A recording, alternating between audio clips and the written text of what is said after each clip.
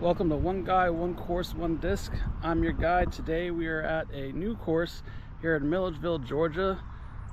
Dave Feldberg helped design it as Walter B. Williams. And today's disc is going to be the Disc Mania FD3. So let's see how it goes. Hole 1 is a par 3, 255-foot wide open shot. This volleyball court plays as a hazard, so if you want to play safe, you want to go out to the left. Otherwise, it's 190 feet to clear to this back corner of the volleyball court.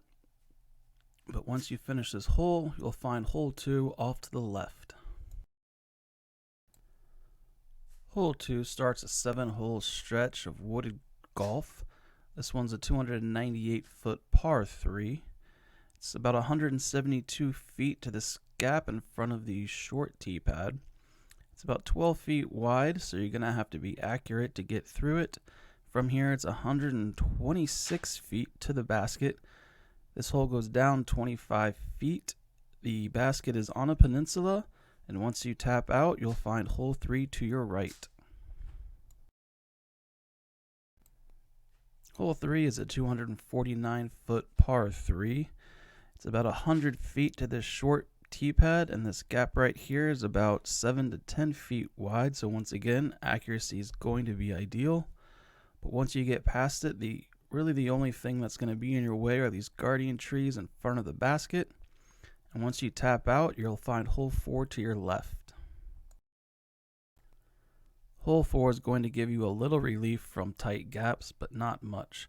This 259-foot par 3 plays pretty straight and then a little right turn at the end. It's about 167 feet to this tree right here, and hopefully you can get an easy up and down for your par. Hole 5 is going to be back and to the left. Hole 5 is a nasty right turning par 3 that measures in at 222 feet. You're just hoping to miss any and all trees to hopefully get you close to the basket. But once you do finish, you'll find hole 6 off and to the left.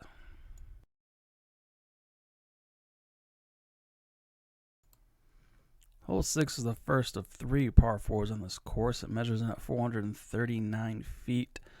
It's going to be 183 to exit this tunnel, which is 8 feet at its widest. But once you do, it's 256 feet to the basket from there. Ideally, you want your first shot to land right in front of the short tee pad, giving you the best chance to get up and down for birdie. But if you can't get it in birdie, par should be pretty manageable if your shots are accurate. And once you finish this hole, you will find hole 7 to your right.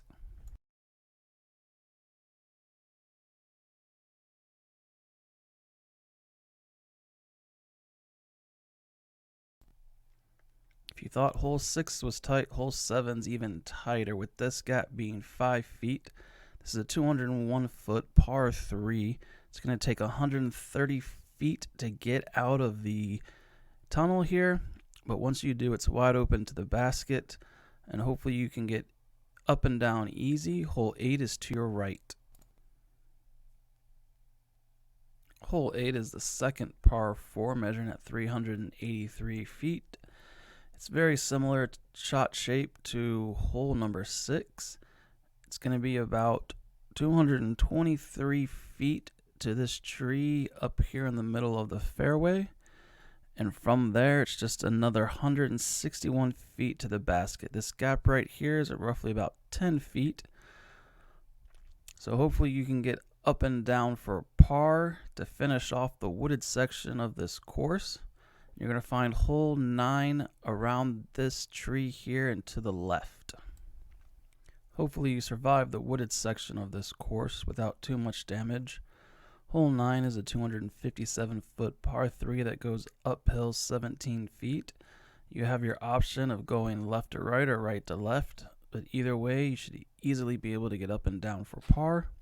And once you do, hole 10 is going to be to your right.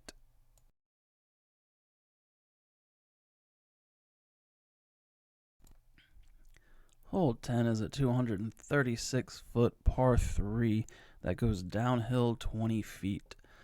You're going to need about 190 feet to get to this gap here, but once you do, you should have an easy finish for either birdie or par. And once you finish, hole 11 is going to be to your left.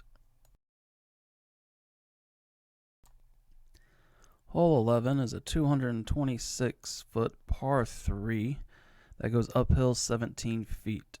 It's 100 feet to get past these two bunkers of trees, but once you do, it's clear sailing the rest of the way. This tree on the right is 10 feet past the basket, and once you finish, you'll find hole 12 to your right.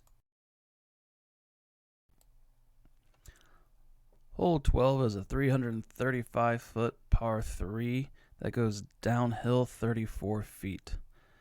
The best option here is to find a disc you like and just grip it and rip it. Hopefully you can get close to the basket on this hole to tap out for birdie, but par should be very manageable on this wide open hole. Once you do finish, you'll find hole 13 off to the left.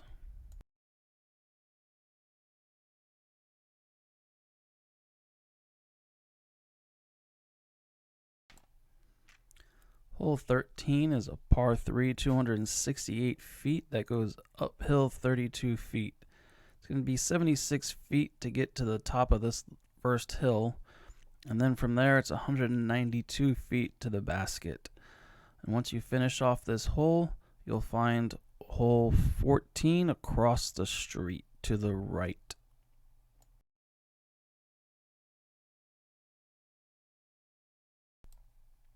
Hole 14 is a 289-foot par 3 that goes downhill 19 feet. This hole is very reachable in one, but you have to be careful coming in too fast because you can easily skip past the basket and into the water.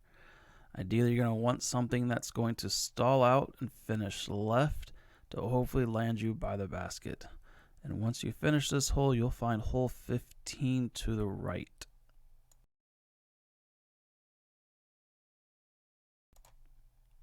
Hole 15 is a very tricky par 3 measuring at 350 feet. Ideally, you want to swing something out right over the road and let it crash back in. But a headwind can easily take it way right and out of bounds, and if you don't swing it out too far, you're going to find yourself crashing back into the water. If you find yourself getting a par on this hole, you can leave with your head held high, and hole 16 will be straight ahead of you close to the road.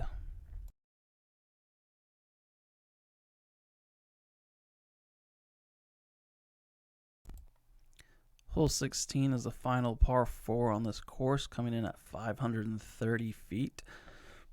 It's going to be 452 feet to get to the gap in the woods, so ideally you want your first shot to land on the slight incline in front of the short tee pad. From there, you should hopefully easily be able to get up and down for birdie, but if you get caught up in the woods, you can still manage a par from here. And once you finish this hole, you'll find hole 17 to your left.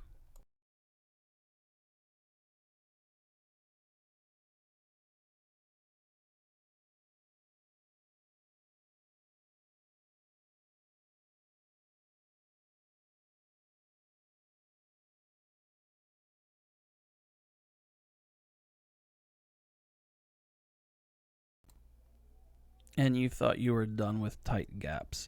81 feet to get out of this gap on this par 3, hole 17, coming in at 397 feet.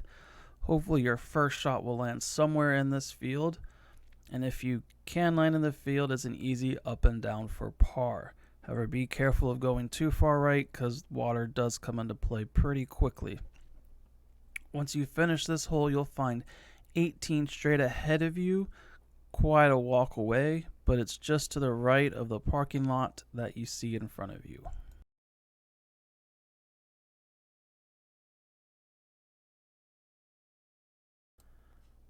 Don't think you're going to get off easy on this last hole. If you want a birdie, you're going to have to work for it.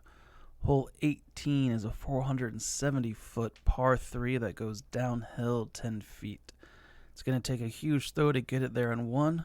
So if you're like me, you're going to wind up in this field somewhere. Hopefully close enough that you'll have an easy up and down for par. And once you tap out, you'll find the parking lot right in front of you, and hopefully you can hold your head high, finishing not too far over par. But now that we've seen the course, let's see what we can do with the FD3.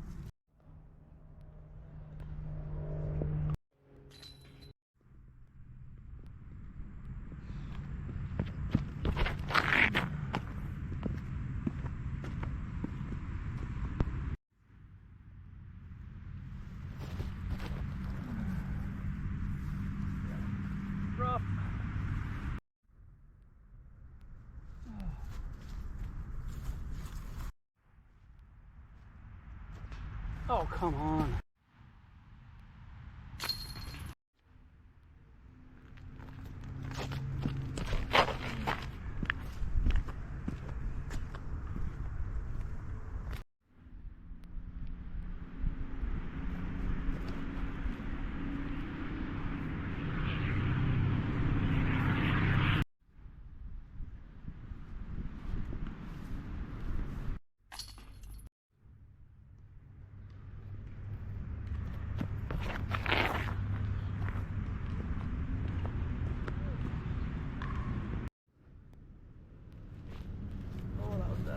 That was bad.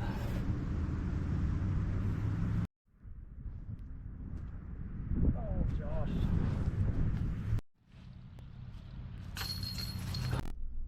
Walter B. Williams got a 7.5 overall score. One of the main factors here is the rough. It's kind of hard because obviously half the course is open, but when you're in the woods and you're in the rough, it's awful. There are some other things that were kind of mid-range, but I'll get to those in the description. But overall, this is a great course to come to. Obviously, the very tight lines in the woods are going to make you a better disc golfer, so definitely come out and give it a try. Come out and use it as practice if you can. If you're traveling to the area, definitely come out and give it a try. You won't regret it. As far as the FD3 goes by Disc Mania, I would not put this in your bag as a beginner. It's a very overstable disc. I mean, even when I cranked it on Anheuser, it just came right back out. So definitely this is a disc you want to graduate to, but starting off, it's not the best option for a 9-speed. There are better discs you can get that will be better suited for you as a beginner. So I would hold off on getting the FD3 for now. Try to find something that's a little easier to handle, that'll make it easier on your arm and shoulder to throw, so you don't have to force it on certain angles. Until next time, on to the next course.